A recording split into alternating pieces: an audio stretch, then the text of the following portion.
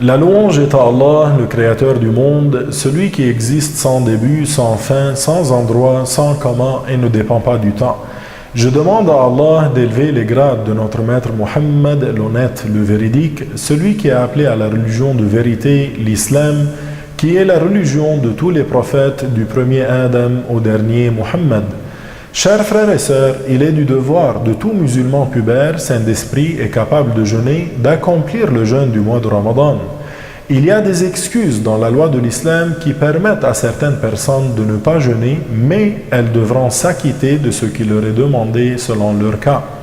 Sachez, chers frères et sœurs, que le jeûne est un devoir pour chaque musulman pubère, saint d'esprit, capable de jeûner.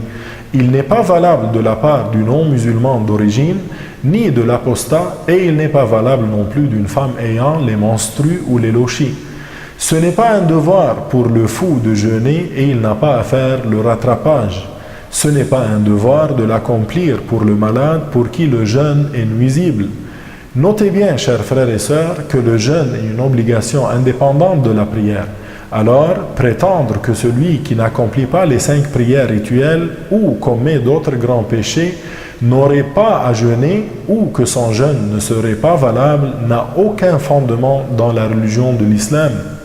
Notez bien aussi que certaines personnes ne jeûnant pas ne commettent pas de péché car elles ont une excuse ou une dispense selon la loi de l'islam.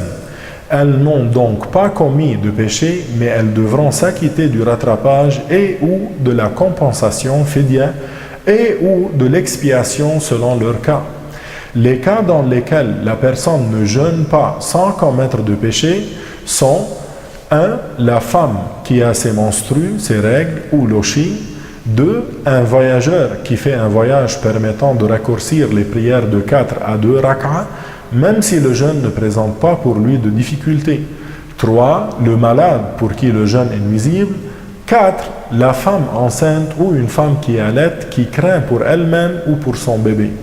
Pour chaque cas cité, il faut remplir les conditions qui permettent de ne pas jeûner. Pour cela, il convient d'expliquer son cas à un enseignant ayant la capacité de répondre.